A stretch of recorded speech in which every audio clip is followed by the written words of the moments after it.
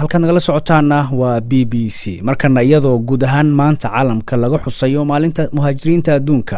ay hay'adda socdaalka adduunka ee IOM-ta loo soo gaabiyo waxa ay sheegtay in sanadkan sii dhamaanaya 2016 ay dhinteen in ka badan 7,000 oo muhaajiriin ah halka kumanaan kalena la laayahay. Qaramada Midoobay waxa ay sheegtay in sanadkan 2016 inuu yahay sanadkii ugu dhimashada badnaa muhaajiriinta caalamka. Dhibaatada tahriibka dadka ay sida gaarka u saameysay waxaa kamid ah dhalinyarada Soomaalida ay naftooda ku biimeeya safar halis ah oo ay galaan. Haddaba waxaan arrimahan tahriibka ka wareystay Maxamed Saalax Maare oo ah hal-abuur daayar oo Soomaaliyeed oo isagoo jooga magaalada Boorama aan weydiiyay halka dhibaatada tahriibka dhalinyarada Soomaaliyeed ay salka ku hayso.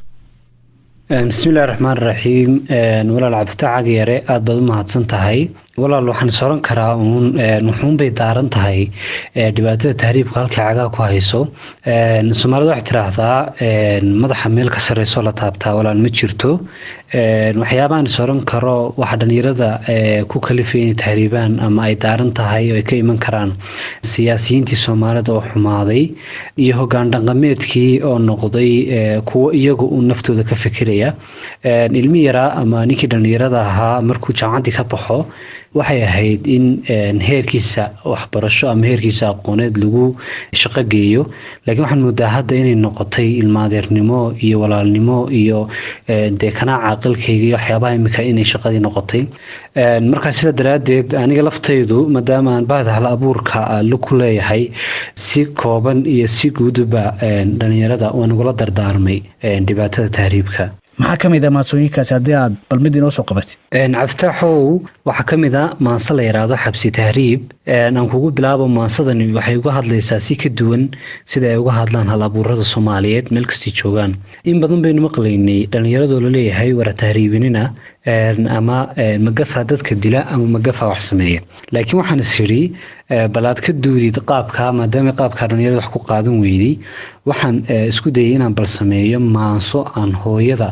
dhibaatada ku dhacda aan ka qoro maansada xabsi tahriib baa la qisar run ay ku timi haddaan imika isku dayo inaan qisadeeda ii sheekeeyo waqti badan bay qaadan doontaa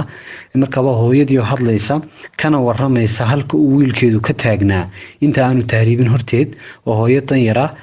waxay ka sheekeynaysaa sida aanay u awoodin walaal maansada waxay ku bilaabmaysaa xumaa dhuunyaal xumaa waayuhu xagal gaabana xarfaha sanaduhu yara xilkiisa qofaad sidood xumaanta ka dhowr lahayd xajiinta ka waab lahayd markuu ku xiqdiyo xumaa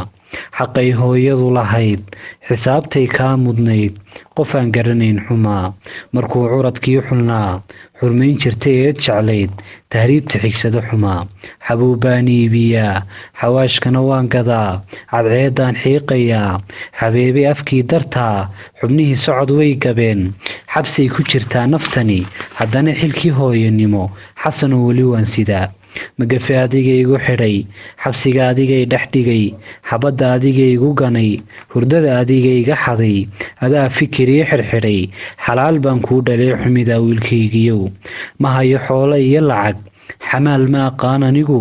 xabaasha haddaad gashana xaq weeyaan geeriduye miyaan kuu soo xadaa wiilkan ku xasili jiree hurdada ku xurmayn jiraa xujiya fikirigu dilo taladu way iga xuntee ma xoolaan soo dhacaa oo xaaraan baan cunaa sidaan yeelaa xigtoy xaggaan aadaa hadeer ahay dhuunyaal xumaa aad baad u mahadsan tahay waxaan filayaa in maansada ay aad u dheer tahay waqtigana noo saamaxayn marka maxaa adiga kugu dhaliyay in maansadan aad samaysid walaal waxyaaba igu dhaliyay waxaa kamid ah dhalinyaradii oo wax ku qaadan weyday war tahriibka iska daaya war dhibaatooyinka ka jooga waxyaaba noocaas dhalinyarada marka wax ku qaadan weydo waxaan isiri bal dariiq khayr duwan dariiqii horaad yar martid oo aad bal u sheegtid dhibaatada ugu badan inay hooyada ku dhacdo hooyada ilmaha qofka ka tahriibin inay ku dhacdo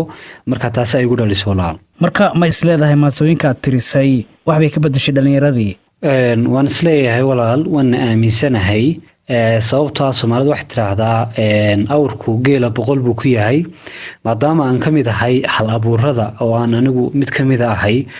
isla markaana aan isku dayay inaan dhalinyarada dariiqa duwankii hore inaan wax ugu tilmaamo isla markaana dhanka hooyada aan ka soo maray waan rajeynayaa wax badan inay ka bedeshay dhalinyarada kana bedeli doonto intii fariintu gaadhay insha Allah inaad tiraahdo ka jooga ma ogiye waxaad dhalinyarada ugu bedelayso haddii ay ka joogaan tahriibka miyay jirtaa horta ninka dhallinyaradii isaga han iyo himilo fog leh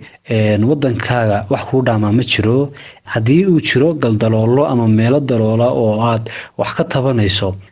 waxaa jira kumanaan kun oo wadooyin oo bannaan ood wax ka samaysan karto tusaale ahaan ugu gaaban aan kuusoo qaato waxaad moodaa iminka jaamacaddii 600 oo qof aa ka qalinjibinaysa 600 waxay doonaysaa inay